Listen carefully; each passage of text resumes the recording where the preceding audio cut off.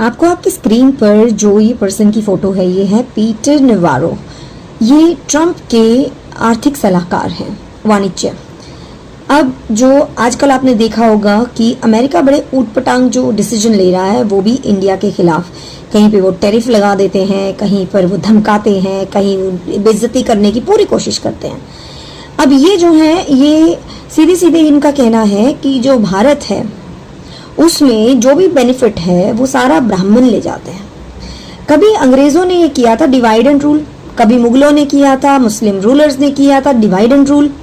अब ये आजाद भारत के अंदर आज के समय में अमेरिका को आखिर हमारे यहाँ पर वर्ण व्यवस्था या कहीं जातियां या कहीं धर्म या कहीं इतिहास, इसका कितना ज्ञान है, या रिजर्वेशन के बारे में क्या जानते हैं? ब्राह्मण 1% के आसपास में अगर मान भी लिया जाए, क्या वो सारे के सारे इतने अमीर या इतने बड़े हैं कि वो सारा पैसा खा लेते हैं? इनको कोई नॉलेज नहीं है। They are misleading. ये वो अंग्रेज हैं जो अब अमेरिका में रहते हैं और भारत के खिलाफ वो जो उनको लगता है कि टूल किट बना के भारत को डिग्रेड कर सकते हैं, वो सब कुछ ही करते हैं। और हमारे जो सो कॉल्ड लिबरल्स और लेफ्टिस्ट हैं वो इनकी बात सुनते हैं और मानते हैं। क्या एक अमेरिका का अपब्रिंगिंग, अमेरिकन अब्रॉड, एक सफेद रंग के कलर का आदमी जो है वो बता सकता है इंडिया की रूट्स के बारे में? क्या वो यहाँ की एक्चुअल हमारी लाइफस्टाइल या हमारी जो भी व्यवस्था है, सामाजिक व्यवस्था, क्या वो जानता है?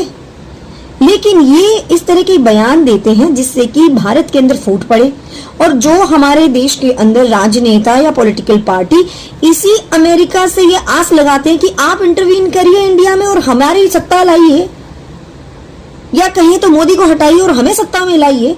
ये उनके लिए देते हैं ये मैसेज ताकि वो यहाँ पॉलिटिकल यूज हो सके और इंडिया इन्हीं घर के अंदर के मुद्दों में ही लड़ के रह जाए, भारत आगे विकसित होने की दिशा में ना बढ़ सके।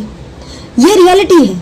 यहाँ पर ये भी कहते हैं कि कितनी बुरी बात है, इंडिया सबसे पुराना और सबसे बड़ा डेमोक्रेटिक सेटअप है और ये रशिया जैसे और चाइना जैसे देशों के साथ ये मिलकर काम कर रहा है, उनके साथ दोस्ती कर रहा है। भाई अमेरिका खुद इन देशों से इंपोर्ट करता है, इनके साथ ट्रेडिंग करता है। सुपर पावर, 5 सुपर पावर सबको पता है ना। अगर इतना ही अमेरिका के अंदर रशिया और चाइना को लेके प्रॉब्लम होती और भारत के लिए इतना ही प्यार होता तो अभी तक भारत को क्यों नहीं सुपर पावर 5 के अंदर 6th नंबर पे क्यों नहीं ऐड करवा दिया, या 5 में क्यों नहीं इंक्लूड करवाया? क्यों नहीं चाइना या रशिया में से किसी को हटा दिया? क्योंकि भाई हाथी के दांत दिखाने के और खाने के अलग हैं। यहाँ पर अमेरिका सिर्फ और सिर्फ अपनी पॉलिटिक्स कर रहा है सो दैट कि उसकी गिरती हुई अर्थव्यवस्था को विंग्स लग जाए। क्योंकि मूडी जैसी जो रिसर्च और जो भी एजेंसी है ये, इसने अनाउंस किया है कि अमेरिका की इकोनॉमी कोलैप्स हो रही है। ये असली कारण है अमेरिका के बौखलाने का। अमेरिका ने इतना लार्ज स्केल पे प्रोडक्शन किया हुआ है कि उसको कंज्यूम करने के लिए कंज्यूमर नहीं मिल रहा है, उसको टॉलरेट नहीं हो पा रहा है कि उसकी इकोनॉमी को वो कैसे भी करके ऊपर लाए। बर्बादी की तरफ जाता हुआ कोई भी इंसान चटपटाहट में जो है वो ऐसे ही काम करता है और भारत जो है वो आगे अपने बेनिफिट को देखेगा। बहुत से लोग ये भी कहे कि मोदी सरकार यानी भारत सरकार को क्रिटिसाइज कर रहे थे, उसकी आलोचना कर रहे थे कि देखो ये तो ट्रंप के इलेक्शन में उनका साथ दे रहे थे और इस बार मोदी सरकार, वहां से ट्रंप बोल रहे थे। तो ये देखिए, इस चीज के ऊपर आप ये समझ लीजिए ये वर्ल्ड पॉलिटिक्स है। आप अपनी डोमेस्टिक पॉलिटिक्स यानी इंडियन पॉलिटिक्स में ही देख लीजिए कौन हमेशा के लिए दोस्त और कौन हमेशा के लिए दुश्मन रहता है। नेता ना तो किसी का परमानेंट दोस्त है ना ही दुश्मन है। क्यों? क्योंकि वो अपनी परिस्थितियों के अनुसार बदलता है। कोई भी देश किसी का परमानेंट दुश्मन भी नहीं हो सकता और परमानेंट दोस्त भी नहीं हो सकता। दोनों ही देश जो है जब तक एक दूसरे को बेनिफिट करते हैं तब तक वो दोस्त हैं। जहां उनके साथ कॉम्पिटिशन जुड़ जाएगा वो एक दूसरे के दोस्त नहीं रहेंगे।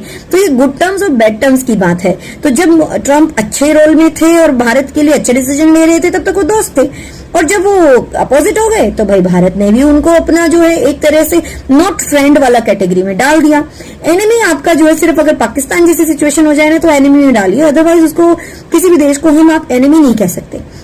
चाइना के साथ भी हमने क्यों अपने जो है रिश्ते जो है अच्छे कर लिए। अब देखिए विपक्ष तो कहेगा ही कहेगा हर बात के लिए, अभी तो विपक्ष बहुत ऐसा है कि उसको बस विरोध के लिए विरोध करना है, कोई टॉपिक नहीं है, लेकिन फिर भी विपक्ष की ड्यूटी है कि वो क्वेश्चन करे। तो जो क्वेश्चन किया था विपक्ष ने, उसमें अभी तो कांग्रेस मेन पार्टी है, बाकी और पार्टियां भी हैं, उन्होंने कहा था कि भाई चाइना के साथ जो है रिश्ते ठीक करो। अब जो चाइना के साथ रिश्ते ठीक कर रहे हैं तो कह रहे क्यों कर रहे हो, तो इस तरह की चीजें तो चलती रहेंगी। लेकिन हमेशा ध्यान रखिए कि वर्ल्ड पॉलिटिक्स में, वर्ल्ड ऑर्डर में आप किसी के भी परमानेंट दोस्ती या दुश्मनी की एक्सपेक्टेशन मत रखिए।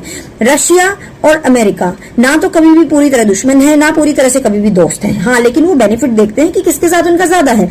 भारत के साथ जिसको बेनिफिट ज्यादा लगता है तो वो उसके साथ हो लेता है। तो भारत रशिया के साथ में, क्योंकि एक ही कॉन्टिनेंट में है और रशिया ने हमेशा अमेरिका को एक तरह से स्टेबिलिटी ना मिले एशिया में, इसीलिए भारत का साथ दिया।